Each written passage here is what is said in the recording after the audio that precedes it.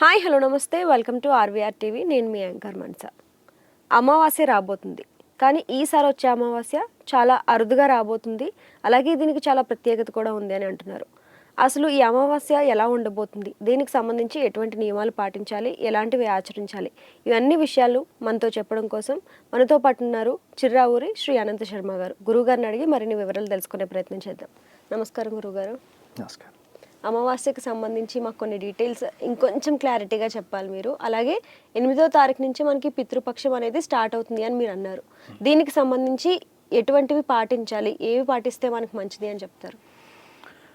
పితృదేవతల్ని ఆరాధించడం కోసం ఈ 15 రోజులు, పితృపక్షము అంటే 15 రోజులు, శుక్లపక్షము కృష్ణపక్షము అని చెప్పి మనం ఒక మాసాన్ని రెండుగా విభజన చేస్తాం. అలా విభజన చేసిన దాంట్లో ఈ కృష్ణపక్షం పాడ్యమి నుంచి ప్రారంభమయ్యి అమావాస్య వరకు ఈ పితృపక్షము అని పిలుస్తాము. సామాన్యులు దీన్ని పెద్దల అమావాస్య అని పిలుస్తారు. అమావాస్య రోజు అంటే పెద్దల రోజులు అంటారు అన్నమాట. ఈ 15 రోజుల్లోనూ కూడా పితృదేవతారాధన అనేది విశేషంగా చేస్తాం. పితృదేవతలు అనేవాళ్ళు మన పెద్దలు ఎవరైతే కాలం చేశారో వాళ్ళని పితృదేవతలు అని సామాన్యంగా అర్థం చేసుకుంటారు. అయితే ఇక్కడ వసు, రుద్ర, ఆదిత్య ఈ రూపాలలో ఉన్న దేవతలు మనం ఇచ్చిన దాన్ని మన పెద్దలకి వారి ద్వారా అందిస్తారు. అలాగా వసురుద్రాది రూపులుగా మన పెద్దలకి ఇవ్వాల్సిన ఏవైతే మనం నైవేద్యాలు ఉన్నాయో వాళ్ళకి అందిస్తే వాళ్ళకి అందిస్తారన్నమాట.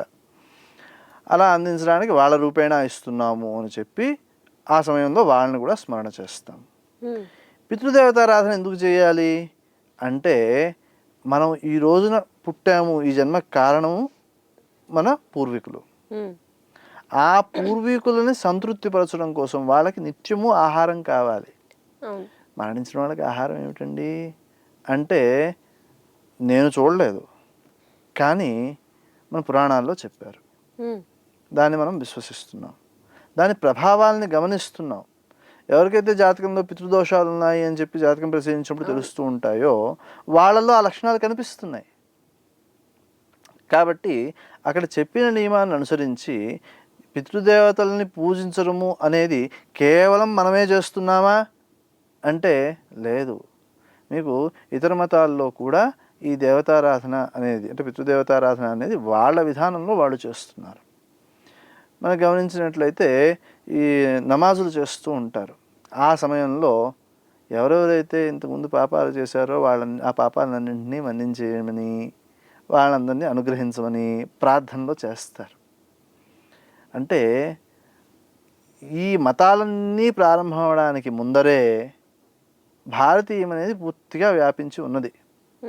తర్వాత ఈ ఆలోచనలు అంటే మతము అంటే అభిమతము, సమ్మతము ఈ పదాలు ఉన్నాయి కదా, అలాగా వాళ్ళ వ్యక్తిగత అభిప్రాయాలని బట్టి విభజనగా మారి ఒక్కొక్కరిని ఆశ్రయించడం ప్రారంభించారు. అంటే వాళ్ళు ఒక గురువుని ఆశ్రయించడము లేకపోతే ఒక విధానాన్ని ఆశ్రయించడము అనే విధానంలో వెళ్ళిపోతూ వచ్చారనమాట. సరే, ఇప్పుడు ఈ పితృదేవతల్ని ఆరాధించడం వల్ల వాళ్ళ యొక్క అనుగ్రహం ఎలా ఉంటుంది అంటే, ఒక దేవతని ఆరాధన చేశామనుకోండి, ఒక 10 మంది కలిసి ఆరాధన చేశారు, పూజ చేశారు, లేకపోతే జపమో తపస్సు ఏదో చేశారు. ఈ 10 మంది లాటరీ టికెట్లు కొనుక్కున్నారు. నాకు రావాలంటే నాకు రావాలి అని కోరికతో వీడు తపస్సు చేయడం ప్రారంభించారు, లేకపోతే జపం చేయడం ప్రారంభించారు. ఈ 10 మందిలో ఎవరికి ఇవ్వాలి అంటే, ముందర నుంచి పూర్వపుణ్యం ఉన్నవాడు ఒకడు ఉంటాడు జాతకుడు, వాడికి సులువుగా పని అవుతుంది. కానీ ఇతని పూర్వపుణ్యం కంటే ఎక్కువ తపస్సు చేసి ఎవరైతే ఆరాధన చేస్తారో వీడికంటే కొంచెం ఎక్కువ పాడు ఉంటుంది కదా పుణ్యం, వాడికి రావచ్చు. అలాగా ఎవరు ఎక్కువ పుణ్యం చేశారో, ఎవరు ఎక్కువ ఆరాధన చేశారో వారి యందు అనుగ్రహాన్ని చూపించడం అనేది దేవతల విషయంలో జరుగుతుంది. కానీ పితృదేవతలకి అలా వేరుగా చూసే లక్షణం లేదు. ఎందుకంటే మన వంశంలో వాడు మనకి ఆహారాన్ని అందిస్తున్నాడు. అక్కడ వాళ్ళ ఆరాధన చేయడం అంటే ఏం లేదు, వాళ్ళ కోసం ఆహారము నీళ్లు ఇవ్వడం అంతే. అంటే అవి పెట్టి దండం పెట్టుకోవడం. ఆ పెట్టే విధానము ప్రక్రియ ఎలా చేయాలి అనే విధానాన్ని మనకి ఈ శ్రాద్ధ కర్మల్లో పురోహితులు చెబుతూ ఉంటారు. వాళ్ళ ద్వారా ఈ కార్యక్రమం చేయిస్తాం. కాబట్టి ఆ పితృదేవతలకి ఆహారాన్ని అందించడం వలన మనకి ఆహారం లభిస్తుంది, ఆహార సౌఖ్యం లభిస్తుంది. వాళ్ళ యొక్క అనుగ్రహం వలన ఏదైతే సంపద మనం పొందవలసి ఉన్నదో దాన్ని అనుభవించగలుగుతాం. ఎప్పుడైతే ఈ ఆరాధన ఆగిపోతుందో సంపద క్షీణిస్తుంది, ఆరోగ్యం క్షీణిస్తుంది, కుటుంబం యొక్క సౌఖ్యం క్షీణిస్తుంది, కుటుంబంలో ఉన్న కలహాలు అవి పెరుగుతూ ఉంటాయి, వ్యక్తులు దూరం అయిపోతూ ఉంటారు, అభివృద్ధి లేకుండా ఉంటుంది. ఇలాగ అనేక రకాలైన ప్రభావాలు మనకి ఈ ఆరాధన లోపం వలన వస్తాయి. ఏమంటే వాళ్ళు శాపం పెడుతున్నారా మనకంటే, మనము చేసే పనిలో ఉన్న లోపం వలన దాని ప్రభావాన్ని మనం పొందుతున్నాము. వాళ్ళ వంశం పేరు చెప్పుకుంటున్నాం అంటే నాకు వంశం అక్కర్లేదండి, నాకు ఇంటి పేరు అక్కర్లేదండి, సరే మానేసి. కానీ శరీరం అక్కర్లేదు అనగలవా? ఆ శరీరం రావడానికి కూడా ఆ వంశంలో ఉన్న మాంసం రక్తమే కదా కారణం. మరి ఆ ప్రభావం ఎక్కడి నుంచి పోతుంది? అది ఎక్కడ కాదనగలుగుతావు? అనే అవకాశం లేదు. కాబట్టి వాళ్ళ అనుగ్రహం వలన ఏదైతే నువ్వు జన్మను పొందావో, ఈ జన్మ మానవ జన్మ యొక్క అంతిమ లక్ష్యం ఏమిటి అంటే మోక్షం. తన మోక్షం గురించే కాకుండా పితృదేవతల యొక్క మోక్షం కూడా ఆలోచించేవాడు ఎవడైతే ఉన్నాడో వాడు చాలా ఉత్తముడు. భగీరథుల్లాగా ఏం చేశాడు? తన తరాలు ఎన్నో తరాలు దాటిపోయాయి, అందరికీ ముక్తి కావాలి అని సంకల్పించాడు. కాబట్టి అంత తపస్సు చేసి గంగని రప్పించాడు. అందుచేత పితృదేవతారాధన అనేది చాలా చాలా చాలా గొప్ప విషయం. ఆ ఆరాధన చేయడానికి ఏ రోజు మంచిది అని మనం నియమం చూసినట్లయితే, ఎవరు ఏ తిథిన మరణించారో ఆ తిథిన వాళ్ళకి ఆ రోజు పితృపక్షంలో కార్యక్రమం చేస్తారు. ఆ తిథి మాకు తెలియదండి, ఆయన ఎప్పుడు మరణించారో మాకు తెలియదు, మమ్మల్ని విడిచి వెళ్ళిపోయారు, దూరంగా ఉన్నారు, మాకు పట్టించుకోక్కర్లేదా అంటే, విడిచి వెళ్ళిపోయినా లేకపోయినా సంబంధం లేదు, ఆయనకి సంబంధించి కార్యక్రమం చేయాల్సిందే. మరి తిథి తెలియదు కదండి, ఎలాగ చేయడము అంటే అప్పుడు అమావాస్య యొక్క విశేషం చెబుతారు. అంటే ఈ 15 రోజుల్లోనూ 15 తిథులు ఏవైతే ఉన్నాయో వాటిల్లో మిగతా తిథుల్లో ఏ తిథిలో జరిగిందో తెలియదు అన్నప్పుడు అమావాస్య రోజు చేస్తే సరిపోతుంది అని చెప్పారు. అసలు శాస్త్రంలో చెప్పింది ఏమిటి అంటే 15 రోజులు ప్రతిరోజు చేయాలి అని చెప్పారు. మాకంత ఓపిక లేదండి, ఆర్థికంగా స్తోమత లేదండి, నియమాలన్నీ అనుసరించలేమండి, ఉన్న సౌకర్యాలు కుదరదండి, ఉద్యోగాలకు పెడుతున్నామండి, ఇవన్నీ కారణాలు చెప్పకూడదు. కానీ చెబుతున్నాము, పరిస్థితి లేదు, సరే కనీసం అమావాస్య రోజైనా చెయ్యి, మిగతా రోజుల్లో కుదరట్లేదు, కనీసం అమావాస్య రోజైనా చెయ్యి. తిథి తెలిసిన రోజున తెలిసి కూడా చేయలేకపోయే పరిస్థితి రాకూడదు, తెలిసినప్పుడు చేసి తీరాలి ఖచ్చితంగాను. అమావాస్య రోజు ప్రత్యేకించి తెలియని సందర్భాలు ఉన్నప్పుడు అమావాస్యను ప్రత్యేకంగా వినియోగించుకోవాలి. ఇక ఈ 15 రోజుల్లోనూ కూడా కుదరలేదండి. కారణం ఏమిటి అంటే పిల్లలు లేరు కాబట్టి చేయడం కుదరలేదు.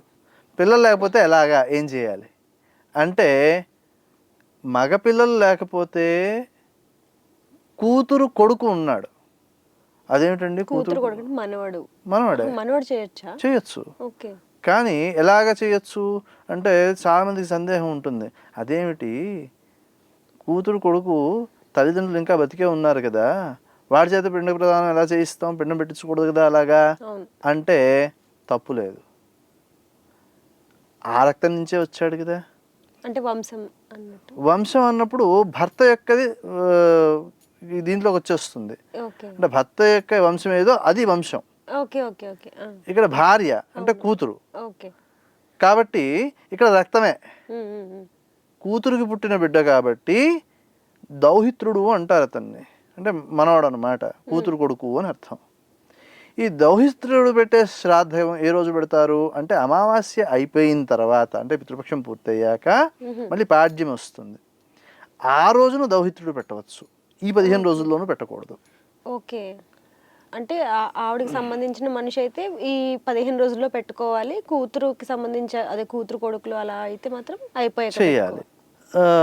మరి మగపిల్లలు లేరు, ఆడపిల్లలు లేరు, భార్య బతికి ఉంది, భర్త మరణించాడు, మరి ఆవిడ చేయొచ్చా అంటే కర్తృత్వం అంటే కర్మ చేసే అధికారాన్ని పురోహితునికి ఇవ్వడం. అంటే కర్తృత్వం ఈవిడిదే ఉంటుంది, అధికారం ఈవిడిదే ఉంటుంది. ఆ అధికారాన్ని ఆమె స్వయంగా చేయకూడదు కాబట్టి పురోహితుడికి ఆ అధికారాన్ని ఇచ్చి ఆమె ద్వారా ఇప్పించి అతని చేత ఆ కార్యక్రమాన్ని చేయిస్తారు. ఇలాగా చెయ్యడం ప్రధానము, పితృదేవతలకి అది అందరం ప్రధానం కాబట్టి ఈ మార్గంలో చేసే అవకాశం ఉంది. కాబట్టి పితృదేవత ఆరాధన మానకూడదు అనడానికే ఇన్ని అవకాశాలు చూపిస్తున్నది. కాబట్టి పితృదేవత ఆరాధన అనే విషయంలో ఎటువంటి ఆటంకాలు రాకుండా తిరిగి తెలియదు అంటే అవకాశం చెప్పారు, మార్గం ఏమిటో చెప్పారు. పిల్లలు లేరు అంటే మార్గం చెప్పారు. ఆడపిల్ల మాత్రమే ఉందండి, మరి ఆడపిల్లలకు మాకు అధికారం లేదా, మా తల్లిదండ్రులు అంటే నాకు ప్రేమ కదా, వాళ్ళకి నేను ఎందుకు చేయకూడదు కార్యక్రమం అంటే కర్మకాండతో సహా పిల్లలు ఆడపిల్ల మాత్రమే ఉన్నప్పుడు అధికారాన్ని ఇంకొకరికి ఆమె ద్వారా ఇప్పించి చేయించడము అనే విధానం చెప్పారు. ఏమండి ఆవిడ ఎందుకు స్వయంగా చేయకూడదు, ఇంకోటికి ఎందుకు ఇవ్వాలి అధికారము అంటారా? మనకి సృష్టి మొత్తము ఓంకారనాదం నుంచి పుట్టింది అనే మాట చెబుతారు. ఓంకారానికి ఉన్న 2 లక్షణాలు ఏమిటి అంటే సృష్టి చేయడము, సృష్టిని నశింపజేయడము, 2 ఉన్నాయి అక్కడ. కృష్ణ బిలాలు అని ఏవైతే మనం చెబుతుంటామో బ్లాక్ హోల్స్ అని, అలాగే శ్వేత బిలాలు కూడా ఉన్నాయి. దీన్ని గుర్తించడం కూడా జరిగింది సైంటిఫికల్గాను. ఏమిటి అంటే ప్రతి పదార్థము నశించదు, రూపాంతరం చెందుతుంది అనేది మనకి తెలిసిన విషయమే. అలాగా ఈ కృష్ణ బిలాల్లోకి వెళ్ళిన పదార్థాలు ఏవైతే ఉన్నాయో అవన్నీ కూడా శ్వేత బిలాల నుంచి మళ్ళీ పునరుత్పత్తి జరుగుతుంది.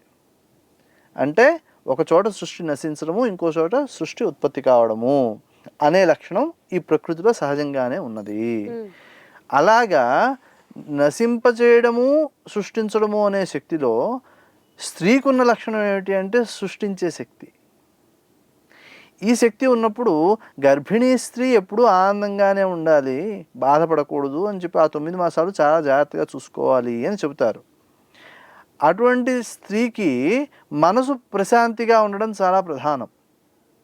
ఈ విషయాలు ఆ సమయంలో గుర్తొస్తే బాధ కలుగుతుంది. పురుషునికి కూడా తల్లి కానీ తండ్రి కానీ మరణించినప్పుడు కర్మకాండ చేయాలి అంటే చాలా బాధ.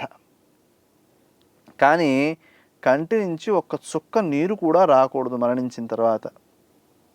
అంటే తల్లిదండ్రులు మరణించినా సరే కంటి నుంచి ఒక్క చుక్క కూడా నీరు రాకూడదు ఆ 11 రోజుల్లోనూ.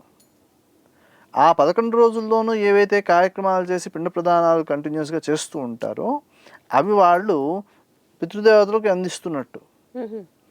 ఆ పితృదేవతలకు అందించవలసిన సమయంలో కంటి నుంచి నీటి చుక్క వస్తే ఆ నీటి చుక్క ఒకటి తీసుకుని వెళ్ళిపోతారు.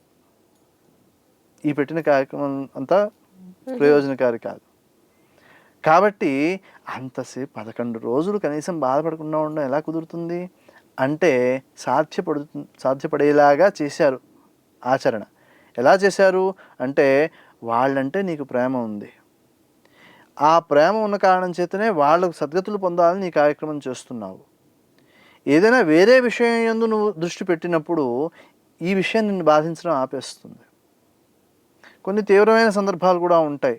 కర్మకాండ చేసే సందర్భంలో అగ్ని పెట్టమంటారు, చితి పెట్టమంటారు కదా, ఆ సమయంలో మనసు చాలా కష్టపడుతుంది. అందుకని ఆ సమయంలో అటు చూడొద్దు అంటారు, వెనక్కి తీసుకొచ్చేస్తారు. అంటే ఇదే కారణమా అంటే వేరే కారణాలు శాస్త్రంలో కారణాలు చెప్పరు, కానీ అక్కడ చూసినందువల్ల బాధ కలుగుతుందన్న విషయం సరి అయిందే కదా, కాబట్టి వెనక్కి పిలిచేస్తారనమాట. వెనక్కి తిరగకుండా వచ్చేసే అని చెప్తూ ఉంటారు. అలాగా మనకి శాస్త్రంలో చెప్పిన ధర్మాలన్నీ కూడా వాళ్ళకి సద్గతులు పొందాలి అని చెప్పారు. కాబట్టి ఆ సద్గతులు పొందాలంటే ఏం చేయాలి అనే దృష్టి ఉన్నట్లయితే ఇది బాధించకుండా ముందరకు వెళ్ళగలుగుతాం మనం. ఈ విషయాలని ఎక్కడ చెప్పారు మనకి అంటే గరుడ పురాణంలో చెప్పారండి. గరుడ పురాణంలో ఇవి ఒక్కటే విషయాలు చెప్పారా అండి, ఇంకేం లేవా అంటే గరుడ పురాణంలో ఉన్న అన్ని విషయాల్లోనూ ఇది ఒక విషయం. ఈ గరుడ పురాణం ఇంట్లో చదవకూడదు కదండి, ఎలా చదువుతారు, ఇలాంటి సమయంలోనే గుడికి వెళ్ళి వినాలి, ఇంట్లో కూడా వినకూడదు అని చెప్పేవాళ్ళు ఉన్నారు. కాదండి, ముందర నుంచి అధ్యయనం చేయకపోతే ఆ సమయంలో ఈ విషయాలని తెలుసుకోవడం ఎలాగా? పక్క నుండి చెప్పే అవకాశం లేదు. అవును. ఇక్కడ కార్యక్రమాలు నిర్వర్తించాలా, ఆ విషయాలు చదువుతూ కూర్చోవాలా? కాబట్టి ప్రతి ఒక్కరూ ఇంట్లో ఆడమగ కూడా తేడా లేదు, అందరూ చదవవలసినది గరుడ పురాణం. ఎందుకు అంటే దానిలో అనేక ధర్మాలు చెప్పారు. వాస్తు, జ్యోతిషము ఇత్యాది సంబంధించిన విషయాలు కూడా అందులో చెప్పడం జరిగింది.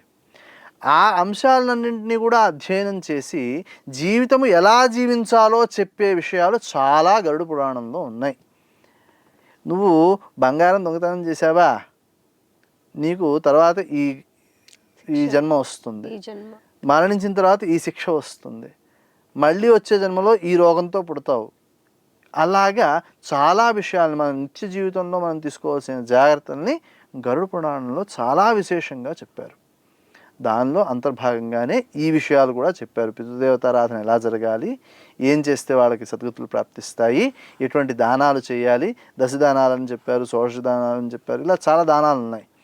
ఆ దానాలు చేయడం చాలా విశేషం. అన్నింటికంటే విశేషంగా గోదానం ఒకటి చెప్పారు. గోదానము అన్నప్పుడు ఏమండి మేము అంత గోదానం చేసేంత శక్తి మాకు లేదండి, అందుకని వెండిలో దానం చేసేస్తామండి, వెండి ముద్ర ఒకటి తయారు చేసి దానం ఇచ్చేసేయడం అనే విధానం ఒకటి అలవాటు చేశారు. కానీ అది పనికిరాదు. గోవు అనే శబ్దానికి ఆ అర్థం చెప్పబడలేదు, అది చేయమని శాస్త్రంలో ఎక్కడా చెప్పలేదు. ఏదో ఒకటి చెయ్యాలి కదా అని ఆ అలవాటు ఒకటి చేసేసుకున్నారు. కానీ అంతకంటే గొప్పదైన విశేషం ఏమిటి దానము అంటే, గోదానానికి బదులు అంటే గోదాన సమాన ఫలితాన్ని ఇచ్చే దానము ఈ చందనము చెక్కల దానం చేయాలి. చందనం చెక్కలు ఇంత సైజు తీసుకుంటే పెద్ద ఖర్చు ఏమవదు. అలాంటివి 2 కలిపి ఇవ్వాలి. ఎంత గొప్పది అంటే మరణ దోషాన్ని కూడా జయించడానికి ఉపయోగపడేంత గొప్ప దానం గోదానం. గోదాన ప్రత్యామ్నాయంగా ఈ చందనాలు అనేది మనం ఇస్తాం. మనకి ద్విపుష్కర యోగము, త్రిపుష్కర యోగము అని 2 యోగాలు చెబుతారు. ఈ యోగాల్లో త్రిపుష్కర యోగం ఉందనుకోండి, ఆ సమయంలో అప్పు చేసాం, మళ్ళీ ఇంకో 2 సార్లు అప్పు చేయాల్సి వస్తుంది, మొత్తం 3 సార్లు అయింది. త్రిపుష్కరం 3 సార్లు రిపీట్ అవుతుంది. ద్విపుష్కరం 2 సార్లు అవుతుంది. సర్జరీ చేశారనుకోండి, మళ్ళీ ఇంకోసారి సర్జరీకి వెళ్ళాల్సి వస్తుంది. ఆ సమయంలో ఎవరైనా మరణించారనుకోండి, ఆ కుటుంబంలో లేదా ఆ వంశంలో ఇంకో 2 మరణాలు సంభవిస్తాయి. ఇది దానికి చెప్పిన ఫలితం. అలాంటి పరిస్థితుల్ని కూడా అధిగమించడానికి తగినట్టుగా ఈ చందనపు కర్రలను దానం చేసినట్లయితే, ఆ యోగం ఉన్నప్పుడు మరణించిన వారిని గుర్తించి ఆ కుటుంబంలో వాళ్ళు ఆ దానాలు చేసినట్లయితే మళ్ళీ రిపీట్ అవ్వాల్సినవి ఏవైతే ఉన్నాయో అవి అవ్వకుండా ఆపే అవకాశం ఉంటుంది. అంతటి విశేషాలు దానాలకు చెప్పబడింది. కాబట్టి ఈ 11 రోజుల్లోనూ కూడా ప్రతిరోజు చేయడం మంచిది, ప్రతిరోజు చేయలేకపోయినా సరే కనీసం అమావాస్య రోజు చేయడం మంచిది అని అమావాస్య రోజు కామన్గా అందరూ చేసుకోవడానికి ఒక అవకాశాన్ని ఇచ్చారు. అందుకని పెద్దల అమావాస్య పేరుతో అది చాలా ప్రాచుర్యంలో నడుస్తోంది ప్రస్తుతం. ఈ అమావాస్య రోజు చేసే కార్యక్రమాలు కానీ, పితృపక్షంలో చేసే కార్యక్రమాలు కానీ, ఈ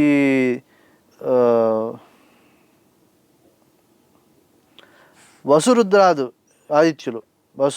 ఆదిత్యులు ఎవరైతే ఉన్నారో వాళ్ళ ద్వారా మన పితృదేవతలకి ఆ నైవేద్యాన్ని అందించడానికి ప్రయత్నం చేయడము. వాళ్ళకి అన్నం పెట్టకపోతే ఏమవుతుందండి అంటే, కర్ణుడు చేయలేదండి అదే పని. కర్ణుడు అంతకు ముందు జన్మలో ఈ దానం చేసే గుణాన్ని పొంది లేడు, కానీ చాలా పుణ్యాలు చేశాడు. దానం చేయని ఒక్క కారణం చేత మళ్ళీ ఒకసారి జన్మ తీసుకునే అవకాశాన్ని ఇచ్చి అన్నీ దానం చేసేలాగా చేశారు. అందుకే దానకర్ణుడు అని పేరు వచ్చింది. ఈ దానకర్ణుడు చేసిన దానాల వలన అంతకుముందు దానం చేయని దోషాలు ఏవైతే ఉన్నాయో అన్నీ ఆ జన్మలో పోయాయి. కాబట్టి మేము ఇంతకుముందు చేయలేదండి ఈ కార్యక్రమాలు ఏమీను, ఇప్పుడు చేసుకోవచ్చా, చేసుకుంటే ఆ దోషాలన్నీ పోతాయి. దానికి ప్రత్యేకించి కొన్ని నాగబలి, నారాయణ నాగబలి ఇలాంటి పేర్లతో కొన్ని ప్రత్యేకించి కార్యక్రమాలు నిర్వహిస్తూ ఉంటారు. ఆ కార్యక్రమంలో కూడా ఇదే ప్రక్రియ. మనకి ఆ కార్యక్రమం చేసినందువలన గతంలో చేయని దోషాలు ఏమైనా ఉంటే అవి పోతూ ఉంటాయి. ఎక్కడ చేయాలి ఇలాంటి కార్యక్రమాలు అంటే, ఈ దోష నివారణ కోసం చేసేవైతే ప్రధానంగా మర్రి చెట్టు దగ్గర లేదా నదీ ప్రవాహం ఎక్కడైతే ఉంటుందో అక్కడ ఒడ్డున చేయమని ప్రత్యేకించి చెబుతూ ఉంటారు. ఇక ఇలా నిత్యము ఆబ్దికాదు కర్మాదులు అంటే మీకు ప్రతి సంవత్సరము ఒక తిథి నాడు పెద్దలకి చేయవలసిన కార్యక్రమం చేయాలి అని చెబుతూ ఉంటారు. దాన్ని ఆబ్దికము అనే పేరుతో పిలుస్తారు, లేదా తద్దినము అనే పేరుతో పిలుస్తారు. ఈ ప్రతి సంవత్సరం చేయవలసినవి చేయకపోతే కూడా ఇటువంటి దోషాలు వస్తాయి, పితృదోషాలు అనేవి అప్పుడు కూడా వస్తాయి. కాబట్టి అలాంటివి చెయ్యనప్పుడు ఆ దోషం పోవడం కోసం పరిహారంగా ఈ నాగబలి లాంటివి చేసేసి, అవి కూడా మళ్ళీ 5 రకాలు ఉన్నాయి, అది ఒక్కొక్కటి ఒక్కొక్క పర్పస్ కోసం చేసేవి. ఇప్పుడు ఈ ఆబ్దికాది క్రియలు ఏవైతే ఉన్నాయో వాటిని ఎక్కడ విశేషంగా ఆచరిస్తే మంచిది అంటే కాశీలో కానీ గయలో కానీ. గయాశ్రాద్ధం విశేషంగా తప్పనిసరిగా ఒకసారైనా చెయ్యాలి అని చెబుతారు. నిత్యము అంటే ప్రతి సంవత్సరము ఏవైతే కార్యక్రమం చేయవలసి ఉందో ఈ ఆబ్దికము తద్దినం అనేది, అది ఖచ్చితంగా కాశీలో చేస్తే చాలా మంచిది. అలాగే ఎవరైనా మరణించారు, ఆ మరణించిన వారిని కాశీకి తీసుకువెళ్ళి అక్కడ కర్మకాండ చేస్తే చాలా మంచిది. ఎందుకు? మళ్ళీ పునర్జన్మ ఉండదు. కాశీలో చేయడం ఇక్కడి నుంచి అక్కడ దాకా తీసుకెళ్ళడం ఎలాగంటే చాలా కష్టం కదండి. కనీసం ఆ 11 రోజుల లోపే, ఏ రోజునైతే మనం ఈ దహనం చేసేసిన తర్వాత ఆ భస్మం తీసుకువెళ్ళి కలుపుతాం, దాన్ని ఆ భస్మాన్ని తీసుకువెళ్ళి కాశీలో కలిపే ఏర్పాటు చేస్తే మంచిది. మామూలుగా శాస్త్రంలో చెబుతూ ఉంటారు, ఎక్కడ మరణించారో అక్కడే కర్మకాండ చేసేయాలి అని చెబుతూ ఉంటారు. కానీ కాశీఖండం అనే ఒక ప్రత్యేకమైన పురాణం, మనకి ఈ శివుని గురించి చెప్పే కాశీఖండం ఏదైతే ఉందో అందులో ఏమన్నారు అంటే, ఎక్కడి నుంచో ఒక కాకి ఒక ఎముకని తీసుకొచ్చి గంగా నదిలో పడేసింది, ఆ పడేసినందువలన ఆ జీవికి ముక్తి లభించింది అని చెప్పారు.